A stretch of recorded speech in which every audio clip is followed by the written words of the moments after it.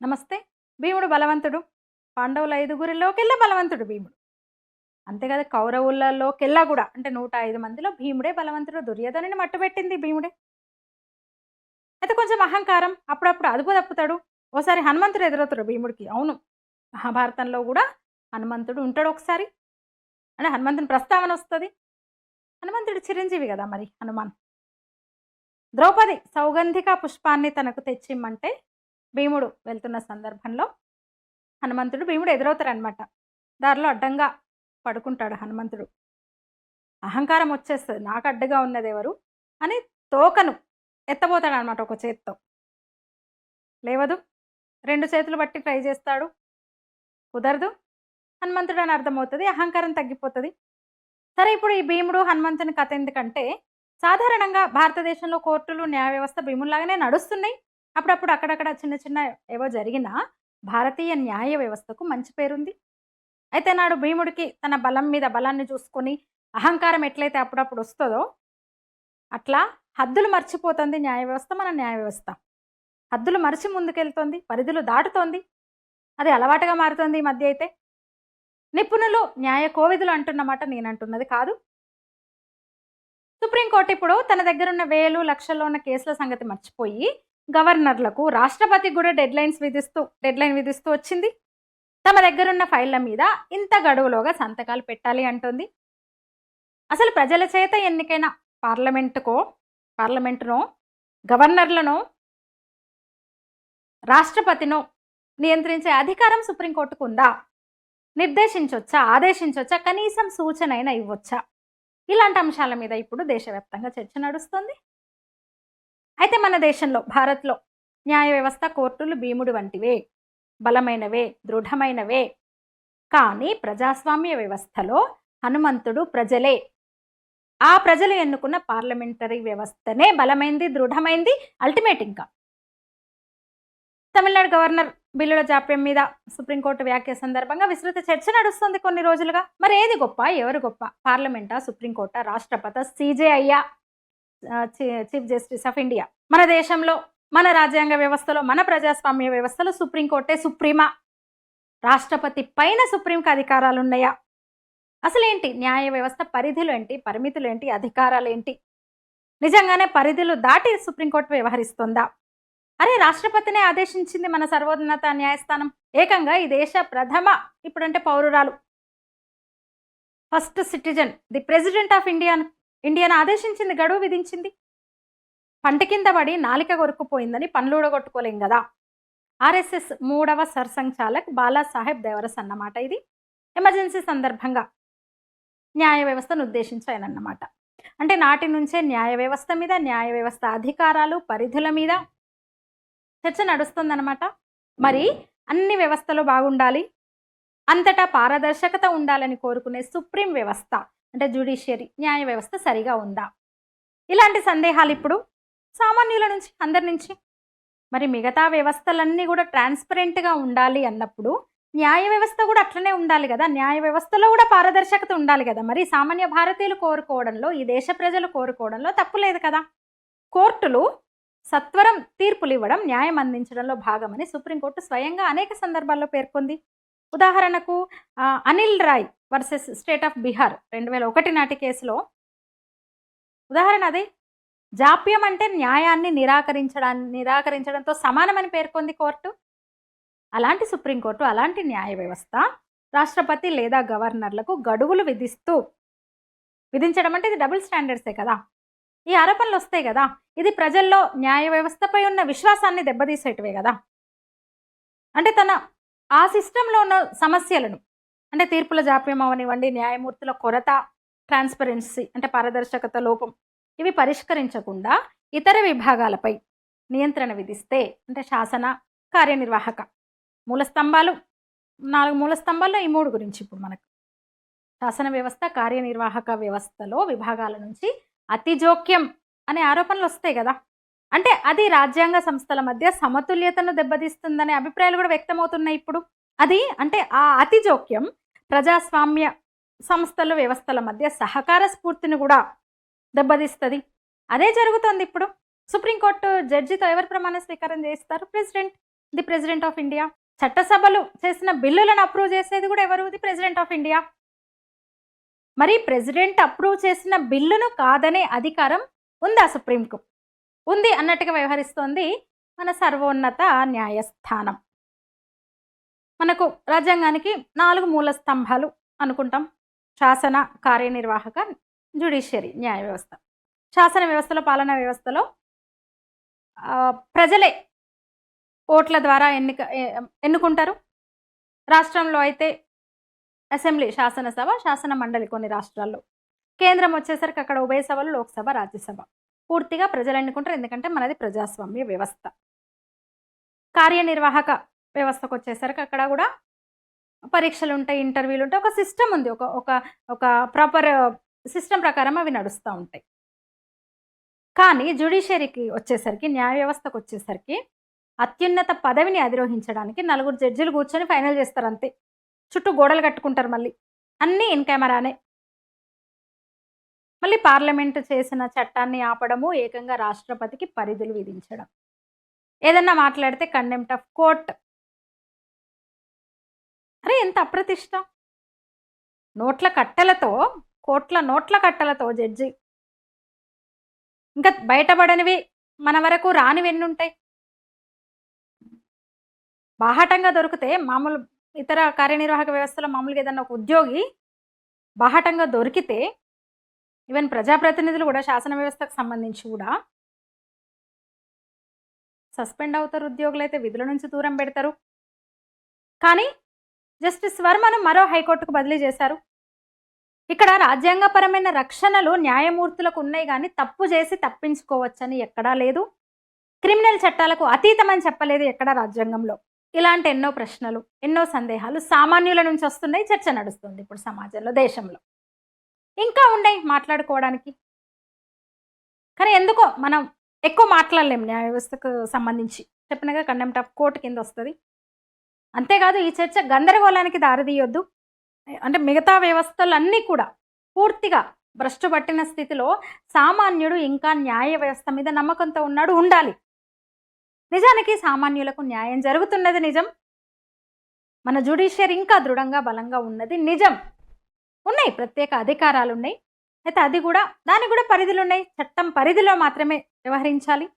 తీర్పులకు సంబంధించి రాజ్యాంగ పరంగా ఒక ప్రియాంబుల్ స్ఫూర్తి దెబ్బతినే సందర్భంలో మాత్రమే ఇంటర్ఫియర్ అవ్వచ్చు. అంటే పరిధి దాటి ఇన్వాల్వ్ అయితే విశ్వసనీయత దెబ్బతింటది. ఏం చట్టాలు చేయాలనే అధికారం పార్లమెంటుకి ఇచ్చింది మన రాజ్యాంగం. పార్లమెంటే అల్టిమేట్. చట్టాలను పర్యవేక్షించవచ్చు అంతే.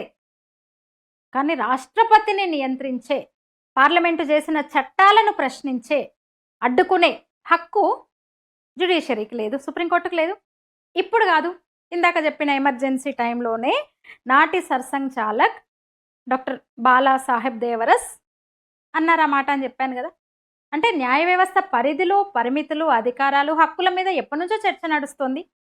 మనం అంటాము సుప్రీంకోర్టు సంచలన తీర్పు ఇచ్చింది, సంచలన వ్యాఖ్యలు చేసింది, వ్యాఖ్యానించింది అన్నప్పుడల్లా ఈ చర్చ వస్తుంది మీడియాలో కానీ బయట కానీ. అరే ఏంటి సుప్రీంకోర్టు ఇట్లా అనేది చర్చ జరగాలి, అసలు దీని మీద ప్రక్షాళన జరగాలి అనే మాట వస్తూనే ఉన్నది. 2014లో మోదీ ప్రధానమంత్రి అయిన తర్వాత నేషనల్ జ్యుడిషియల్ కౌన్సిల్ వేశారు. ఇంతవరకు అమ్మలేదు. కొడుకులే, వారసులే మళ్ళీ జడ్జిలు అవుతున్నారు. అంటే రాజ్యాంగబద్ధంగా ఎన్నిక కాని జడ్జిలు, రాజ్యాంగబద్ధంగా ఎన్నికైన ఎంపీలు తీసుకున్న నిర్ణయాన్ని, అంటే పార్లమెంటు చేసిన చట్టాన్ని ఎట్లా సమీక్ష చేస్తుంది? ఎన్జేసీను అంటే నేషనల్ జ్యుడిషియల్ కౌన్సిల్ని ఎందుకు సుప్రీంకోర్టు పెండింగ్లో పెట్టింది? దానికి ఎందుకు కాల నిర్ణయం లేదు? దానికి వద్ద కాల పరిమితి? అంటే కాలయాపన చేయొచ్చా? సుప్రీంకోర్టు కాలయాపన చేయొచ్చా? వేరే విషయాల్లో అయితే కాల పరిమితి ఉండాలి. ఏకంగా రాష్ట్రపతికే గడువు విధించాలి. తమిళనాడు గవర్నర్ విషయంలో మీరు కాలయాపన మీద ప్రశ్నించవచ్చు, ఏకంగా రాష్ట్రపతికే గడువు విధించవచ్చు. కానీ నేషనల్ జ్యుడిషియల్ కౌన్సిల్కి సంబంధించి దానికి కాల పరిమితి అనేది లేదు, నిర్ణయం ఉండదు దాని మీద. అంటే ఇది మాత్రమే కాదు, 356 ఆర్టికల్ 356 అధికరణను కాంగ్రెస్ ఎన్నిసార్లు గవర్నర్ల ద్వారా దుర్వినియోగం చేయలేదు? ఒక అసెంబ్లీకి ఎన్నికైనోడు మళ్ళీ పార్లమెంట్కి వచ్చి అవిశ్వాసంపై ఓటేసి కేంద్ర ప్రభుత్వాన్ని పడగొట్టాడు వాజ్పేయి గవర్నమెంట్ని. ఒక్క ఓటుతో అప్పుడు సర్కారు కుప్పగూలింది, పడిపోయింది. ఎంత పెద్ద సంక్షోభం అది. గిరిధర్ గమాంగ్ ఎంపీగా ఉండి తన రాష్ట్రంలో ఒడిశాలో మళ్ళీ పోటీ చేసి గెలిచి ముఖ్యమంత్రి అయ్యి అవిశ్వాసం సందర్భంగా పార్లమెంట్కి వచ్చి వాజ్పేయి ప్రభుత్వానికి వ్యతిరేకంగా ఓటేశాడు. ఒక్క ఓటుతో పడిపోయింది గవర్నమెంట్. అప్పుడు సుప్రీంకోర్టు ఎందుకు సమీక్ష చేయలేదు? అంతేకాదు తనకు సంబంధించిన జడ్జిల నియామకాలు ఇన్ కెమెరాగా ఉండాలా? వర్మకు సంబంధించి సుప్రీంకోర్టే సమీక్ష చేసింది, సుప్రీంకోర్టే నిర్ణయం తీసుకుంది. 356 విధించి అన్నిసార్లు రాష్ట్రపతి పాలన అన్ని రాష్ట్రాల్లో విధిస్తే ఎందుకు ప్రశ్నించలేదు? ఇదే సుప్రీం ఎమర్జెన్సీని ఎందుకు ఆపలేదు? ఎట్లా సమర్థించింది ఎమర్జెన్సీని? ఎమర్జెన్సీని సమర్థిస్తూ తీర్పిచ్చిన కింది కోర్టు జడ్జి సుప్రీంకోర్టు న్యాయమూర్తి అయ్యాడు. అవుతాడు అట్లా? కాంగ్రెస్ ప్రభుత్వాల స్పీకర్లు యాంటీ డిఫెక్షన్ లా ప్రకారం నడుచుకునే స్పీకర్లను ఏమనలేదు. ఒక పార్టీ నుంచి ప్రజాప్రతినిధిగా ఎన్నికై పార్టీల దయాదాక్షిణ్యాల మీద ఆ కుర్చీలో కూర్చున్న స్పీకర్ సమక్షంలో బోల్డ్ ఉన్నాయి కేసులు. సుప్రీంకు వెళ్ళినా స్పీకర్లు వినడం లేదు. అరే పార్టీ మారి మంత్రులైన సందర్భం ఉంది మన తెలుగు రాష్ట్రాల్లో. అక్కడ జగన్ పాలనలో, ఇక్కడ కేసీఆర్ పాలనలో స్పీకర్ దగ్గర ఉన్న ఫైళ్ళకి ఎందుకు కాలపరిమితి లేదు? ఎందుకు మీరు ఆదేశాలు ఇవ్వలేదు?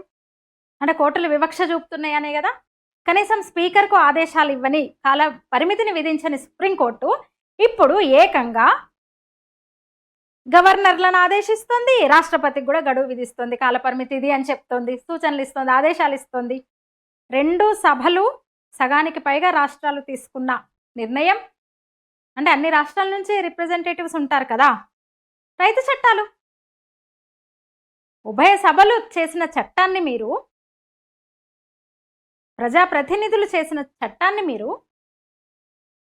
ఎట్లా సమీక్షిస్తారు? ఎట్లా నిలిపేస్తారు, ఆపేస్తారు? ఎందుకు సమీక్షించాలి సుప్రీంకోర్టు? ఇక ఈ సందర్భంగా ఈ వారం రోజుల నుంచి మళ్ళీ అటు తిప్పి సహజం అది. ప్రధాని ఏం చేస్తున్నాడు, మోదీ ఎందుకు పట్టించుకోవట్లేదు, జ్యుడిషియరీ జోలికి ఎందుకు పోవట్లేదు, ఇన్ని చేస్తున్నాడు కదా అంటే ఇది అంత సాధ్యం కాదు. నెపోటిజం పూర్తిగా. దాన్ని కదపడం, శుభ్రం చేయడం అంత సులభం కాదు. ప్రక్షాళన చేయడం. 300 మందికి పైగా జడ్జిలు తల్లిదండ్రుల నుంచి వచ్చిన వాళ్ళు ఉన్నారు, వారసత్వంగా వచ్చిన వాళ్ళు ఉన్నారు ఇప్పుడున్న జడ్జిల్లో. సీజేఐలు కూడా అయ్యారు. దేనికైనా సమయం పడుతుంది. 370 కావచ్చు, ట్రిపుల్ తలాక్ కావచ్చు, వక్ఫ్ చట్టం కావచ్చు, ఇవన్నీ ఆ నిర్ణయాలతో వాటితో దీన్ని పోల్చలేం. తల్లిదండ్రుల ద్వారా సంక్రమించిన శక్తిని హక్కుగా జడ్జిలు అయ్యారు. అందుకని టైం పడుతుంది, ఓపిక కావాలందుకు. అది జరగాలంటే ఇప్పుడున్న అధికారంలో ఉన్న పార్టీ లాంటి అధికారంలో ఉన్న నాయకుడు కావాలి. అంటే అంత దమ్మున్న, శక్తి ఉన్న నాయకుడు లాంటి నాయకుడే రావాలి, కొనసాగాలి వాళ్ళే. అది జరగాలంటే అలాంటి పార్టీకి, అలాంటి నాయకుడి పార్టీకి సంపూర్ణ మెజారిటీ కావాలి. అంటే ప్రజామోదం కావాలి. ప్రధాని ఒక్కడే నిర్ణయం తీసుకోలేడు కదా, ప్రజాస్వామ్య వ్యవస్థ కదా. రెవెన్యూ, పోలీసు వ్యవస్థ దీనికి సంబంధించి విషయాల్లో వచ్చినంత విముఖత న్యాయస్థానాల విషయంలో ఇంకా రాలేదు సామాన్యుల నుంచి. అంతేగాక మనల్ని కాపాడేందుకు న్యాయం ఉందనే విశ్వాసం ప్రజల్లో ఉంది, మంచిది అది. సరే కొన్నిసార్లు అంటే పాలనాపరమైన, రాజకీయపరమైన అంశాల్లో ఇట్లాంటివి జరుగుతున్నా సామాన్యుల వరకు మాత్రం కాస్త న్యాయం జరుగుతుంది, నిజం అక్కడికి వెళ్తే. అందుకని ఆ విశ్వాసం కొనసాగాలి. నిజానికి చట్టం ముందు అందరూ సమానమే. కొన్ని విషయాలు మనం ఇక్కడ మాట్లాడుకోలేం, మాట్లాడకూడదు. ఫైనల్గా న్యాయ వ్యవస్థను సెట్ చేయాల్సిన అవసరం అయితే ఉంది. అయితే టైం పడుతుంది, దానికి కనీసం 10 ఏళ్ళు పడుతుంది. అది కూడా ఇప్పుడు ఏలుతున్న అంటే ఇప్పుడున్న మోడీ వంటి నాయకుడు రావాలి. ఇలాగాక సుస్థిరమైన ప్రభుత్వం రావాలి కేంద్రంలో, అప్పుడే. అయితే ఇప్పుడున్న పరిస్థితుల్లో అంటే మరింత గందరగోళం నెలకొనకుండా న్యాయ వ్యవస్థను కూడా ఈ ప్రభుత్వం కాపాడుతూ వస్తోంది అన్నది నిజం. న్యాయ వ్యవస్థను గౌరవిస్తూ పోతున్నది అన్నది నిజం ఇప్పుడున్న ప్రభుత్వం. గతంలో పలుమార్లు 356 అధికారాలను దుర్వినియోగం చేసింది కాంగ్రెస్ ప్రభుత్వాలు, కాంగ్రెస్ పార్టీ. చాలా రాష్ట్రాల్లో ప్రెసిడెంట్ రూల్ను తీసుకొచ్చింది. యాంటీ డిఫెక్షన్ లాను కూడా ఎంకరేజ్ చేసింది ఎవరు? కాంగ్రెస్ పార్టీనే. అంతో ఇంతో రాజ్యాంగాన్ని గౌరవిస్తూ వచ్చింది ఇప్పుడున్న బీజేపీ మాత్రమే. అరే ఒక్క ఓటుతో కుప్పగూలింది వాజ్పేయి సర్కార్. ఎంతసేపు బీజేపీని మోస్తుంది ఏంది అంటారేమో, నేనేం మోస్తలేను, వాస్తవాలు చెప్పే ప్రయత్నం చేస్తున్నా. బూతులతో విరుచుకుపడొద్దు. ఆలోచించండి కొంచెం. నేను చెప్పింది అబద్ధమని నిరూపిస్తే బేషరతుగా క్షమాపణ చెప్పడానికి నేను సిద్ధం. అంతేగాని దయచేసి బూతులతో రావద్దు ఫేక్ ఐడీలేసుకొని. ఈ సందర్భానికే 1, 2 విషయాలు చెప్తా దీని మీదనే. కర్ణాటకలో తమ వైపు వస్తానన్న ఎమ్మెల్యేలతో రాజీనామా చేయించి మళ్ళీ తమ పార్టీ గుర్తుతో పోటీ చేయించి గెలిచిన వాళ్ళని తీసుకుంది పార్టీ. తెలంగాణలో కూడా చూసినాం కదా, ఈటల లాంటి వాళ్ళు మునుగోడులో, హుజురాబాద్లో జనరల్ ఎలక్షన్స్కి ముందు. అందుకని ఈ ఉదాహరణలు ఉన్నాయి కాబట్టి నేను చెప్తున్నాను అనమాట. ఈ వీడియో మీద మీ అభిప్రాయం తెలియజేయండి. ఛానల్ని సబ్స్క్రైబ్ చేయండి. ధన్యవాదాలు.